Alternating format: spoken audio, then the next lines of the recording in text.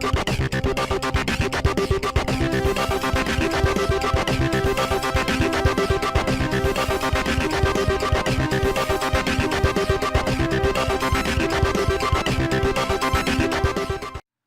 everyone, and welcome to the Cioffi Brothers podcast. I'm Ken. I'm Alex.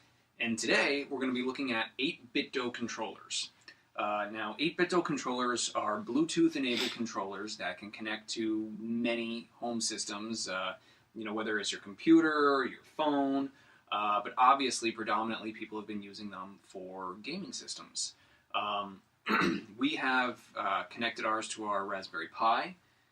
We connected ours to some of our original gaming systems and some newer systems as well. And we're going to get into that in a bit. But they're really nice controllers, really nice build quality. But jump right to the pros. Jump right into the pros. So to start out with, the retro-inspired designs is the first bit. So now, a thing to realize is that, these are very heavily inspired from the Super Nintendo and Nintendo era, and, that late 80s, early 90s era of Nintendo, I think, is probably the primary place of inspiration on these. We have this one, which is the NES 30 controller, which is definitely heavily inspired from the original NES controller, with the exception of some additional game buttons and some shoulder buttons. This one is heavily inspired by the American release of the Super Nintendo, but with the exception of the addition of some joysticks and some additional shoulder buttons. This one is my personal favorite. The Japanese release of the Super Famicom. Japanese and I believe Europe got the colorful buttons too, but it just has the colored buttons as opposed to the purple buttons, and of course the joysticks. Right. And then lastly, my personal favorite, which is a recent purchase, is the inspired by the original Game Boy. So it's got that nice kind of grayish color, the maroon buttons, the D-pad, which is slightly different than the Super Nintendo D-pad, and really harkens back and feels really appropriate. Yeah, you get more out of the Game Boy one than I do. Oh, yeah. Well, you only had... You had an original Game Boy, but it was like the see-through one, the clear one. Oh, yeah. Yeah. Can you just hand me, actually, my Game Boy? Very 90s. Very 90s. So we'll just put that behind there for now. I mean, if you look... Well, so I guess we might as well just segue into the next pro here, which is that each of these separate controllers really feels appropriate for the different systems they're referencing. So, so if we look here, and we can do a close-up afterwards, if you look here, we have the original Super Nintendo controller along with the SN30? The SN30. The SN30 controller with the joysticks. And really the only difference between these two is the logo on the top and the addition of the joysticks and the extra trigger buttons. Yeah, which are really, really nifty. We can get into that a little bit later. But these are, they feel right out of they feel a tiny bit thicker, but other than that, they feel right out of the box. So if you look at, for example, this one, we have, it's obviously there's differences because they're looking to apply to a broader game collection with the addition of the shoulder buttons and the additional two buttons. But if you look at them side by side, it's really amazing. You look at the two, and it really feels right when you're playing the games. And then lastly, we can hold up. We don't have a Super Famicom controller, unfortunately. No. Maybe someday. But if you look at the two between the Game Boy and this one, it's really nice. Honestly, the D-pad is the thing that gets me the most. They could have just gone with changing the color of the buttons, but the fact they actually made a new D-pad for this, so that it really referenced the original Game Boy, is what really sells me on this one. Yeah, they even got the weird beige color that they did. It's beautiful. Beige is beautiful. That's all you. Don't get me wrong, I love the Game Boy, but how can you not love the Famicom? I do, but still. So next Pro, which is something that I really like, and it goes back to, how should I say this? They keep on supporting these. There's updatable firmware. Yeah, you can update the firmware on them. They updated it recently to support the Switch. Right. They keep on updating it. They keep the controllers relevant. Yeah. You don't have to go out and buy a new one each and every time. You've got the same controller. You can carry the same controller over. If there's any new features, they'll carry it over. I mean, only if they do major hardware revisions will you need to get a new one. Other than that, they're going to keep supporting them, which, when you're spending money on something like, even a controller, granted they're not that expensive, but still, you want them to be supported. Absolutely, yeah. You want to be able to continue to use your gamepads. And it's not like a situation where it's like, oh, well, this is an old one, and it's not supported for this new feature. But no, once they rolled out the anticipated support for the Switch, they updated the firmware for everything. Yeah. So even the older models can be used with the Switch. Yep. So another pro, kind of going along with that, is that it supports current and retro systems. So, for example, I have in my hand a dongle that goes into the original NES, and you sync this with your controller, and you can play the original NES games with the 8BitDo controllers, which is just really cool. Like, especially for those of you or us who are old enough to remember, wireless games kind of before the era of Bluetooth, wireless controllers before the era of Bluetooth. The original wireless controller for the NES was like infrared, so like it's basically like the way you used to use your remote for the TV. So if you've ever break the connection. Well, if you've ever used an old remote for a television, you know how it can just like lag. So it was really not probably an ideal solution. I mean, and I have one from a little later on for my PlayStation 2, which I'll just pull out of the mothballs here. And even this one had quite a bit of lag to it. That if you're playing a game that the inputs didn't matter so much, it was okay. But for example, I remember I used to play Ultimate Spider-Man, and you really need the timing down to do certain things. If you're just kind of like futzing around in the city, it wasn't as much of a problem. But if you needed something that was like precision related, you ran into problems with that particularly. So, so what I have here is the retro receiver for the classic. Yep, for consoles. The classic systems, the Super Nintendo Classic and the NES Classic. They released this so you can plug it into the NES, SNES Classic, or the Famicom, or whatever, or the Super Famicom, whatever you got, because it uses this port for pretty much all of them. The proprietary port, yeah. Proprietary port. You plug it in, you sync up the controller, and you can actually use this controller with the classic systems. Right. And not only that, you get the added functionality of a home button. Yep. Which, if you have a SNES Classic or a NES Classic, you know that a home button is crucial. Yep. Well, and that's another thing that makes it nice in terms of its compatibility with the Switch. The newer ones. So the NES 31 here does not have those extra buttons, but when they started supporting the Switch, they modified some of their controller designs to also have those extra buttons there that the Switch obviously supports. The screenshot and the home button. Right. Now, I don't know if... I think you may need a separate dongle for the Switch. I don't remember if that's a requirement. I know they sell a separate dongle specifically for the Switch. Dongle for the Switch, because it goes through... Maybe it just makes it easier to... Because I know they make one specifically for it. They do make one specific for it, but... and that gets into what we don't have here, which is the Switch dongle and a Super Nintendo dongle. They make one for the Super Nintendo as well, which is really very cool. They also, if I remember correctly, they make these controllers in a Genesis mold. Do they? They do.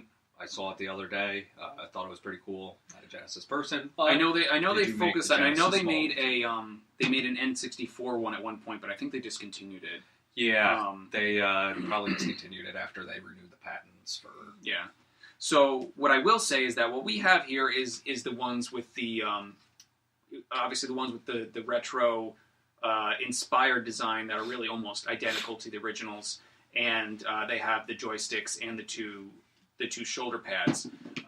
Really, what 8Bitdo has moved to now is something more like the one that I have for the Game Boy inspired one, which is a lot of them just use this kind of style layout, and they just change the coloring to kind of reflect the original, so they're more inspired by some of the original controller designs as opposed to being almost a one-for-one replica, which is still nice, but just know that it might be harder to find some of the one-for-one copies. And additionally, they make versions of these controllers without the joysticks, and I think without the 2 extra shoulder buttons as well, which would be more akin to the original Super Nintendo controller. With wireless support as well, yep. though. So you can have one specifically a specific Super Nintendo. Well, yeah. For example, specific Nintendo controller. Yeah. So for your classics. For example, if you're using the Super Nintendo or the Super Nintendo Classic, you don't need the joysticks. You don't need the extra shoulder buttons, and you just want something that looks and feels right. That's an option for you. Yeah. But if you want a nice little controller for your PC, you can use this with any games. Or your Switch. Raspberry Pi running emulations and stuff like that for your backups. For your backups, all your legally owned backups. Yes. Last pro here, we already beat the horse on this one, is that it's Bluetooth compatible. So if you want to hook it up to your phone, if you want to hook it up to your Raspberry Pi, if you want to hook it up to, obviously, your Switch, which is using Bluetooth, or your computer, all those things work. Additionally, you can connect them via USB. So the 3 that we have here use USB-C, but this one, since it's a little older, uses, was it the USB Micro, I think is what it is? Micro USB. Mini USB. Are you sure it's not Micro? Yeah, you're right, Micro, sorry. That's right. Sorry, Micro USB. It looked like Mini USB from afar. Yeah. But yeah, all of them are using USB-Cs, except for that one, which USB-C is awesome. Yeah. What was the one more pro that we wanted to talk about that I forgot to hit on here? Very, very little lag. Oh yes, which we can definitely show that in a minute. Which we will show. We'll probably intersperse it throughout the latency is very good. I would say, because obviously we're not going to get into the specifics of doing a side by side of no. This one and then this one, and then showing there's a microsecond of latency or whatever. Yeah. There's no noticeable lag. You can play and my litmus test is always the original Super Mario Brothers on the NES, because I know I've played it so many times and played it for so long. I just know how that feels. So whenever I'm doing a play on my Raspberry Pi, that's one of the ones that I use to see if there's any lag going on, because I know the way that the game is supposed to react. And when I use these controllers on the original system, there's nothing. It's perfect. At least to me, it feels perfect. I mean, there may be some kind of micro latency. My test has always been Mega Man X3. Right. Every time I boot up something, any sort of anything like that, I check Mega Man X3. And from what I saw, the lag is minimal to none. Yeah. There's not enough lag for you to sit there and be like, I can't enjoy this. Well, I would say not even enough lag to really even impact gameplay. No, it won't impact gameplay. Like I said, you have to be looking for it for you to notice. Right, it. and unless you're one of those speedrunners who that fraction of a second really needs to be there, I think you'll be perfectly fine with this. Yeah.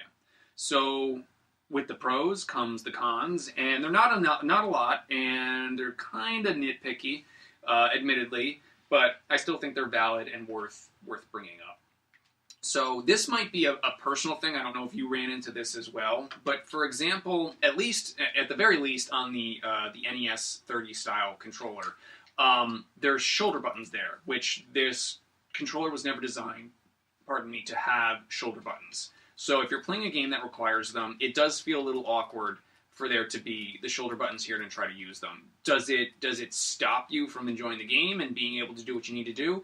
Absolutely not. But for those of us who grew up with the original controllers, having the shoulder buttons there and trying to play a game that requires them is a little bit awkward.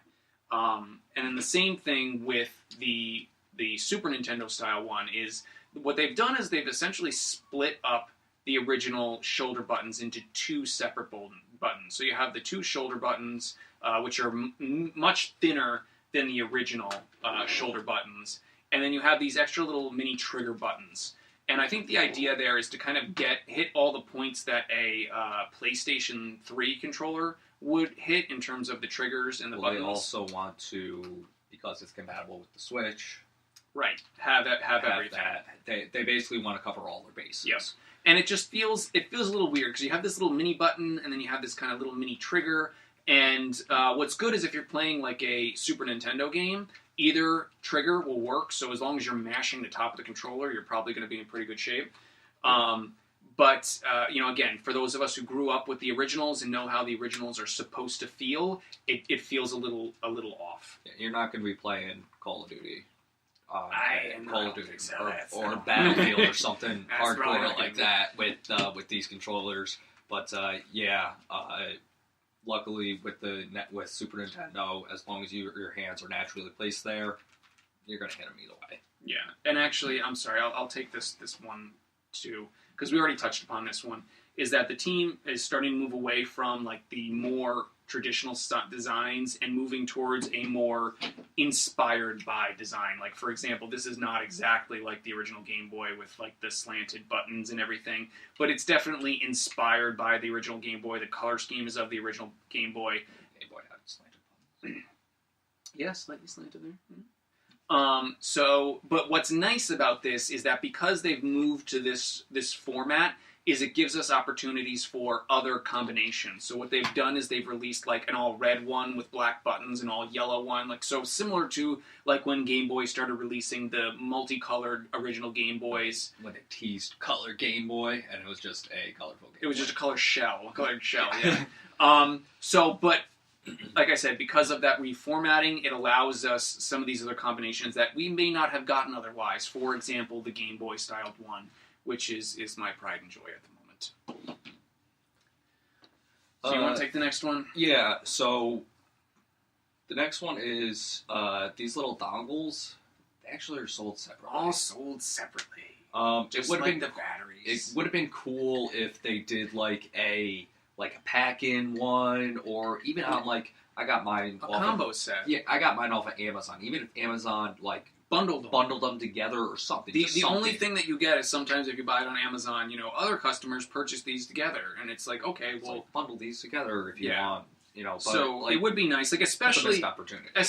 In terms of like, for example, this NES style one that if you could have a bundle that bundled it together with the 8Bitdo receiver, because I bought these two together specifically for that purpose. Yeah. And then same thing with the Super Nintendo style one. If you had a package of a Super Nintendo style controller with the the original Super Nintendo dongle, or with the 8Bitdo with the Classics dongle, because I use mine for my Classic.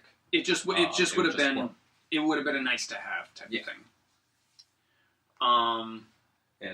This last one. I'll take the last one too. Because I'm from the younger generation. Even though I love the joysticks, I think they're cool, they're a little bit awkward. They're definitely not.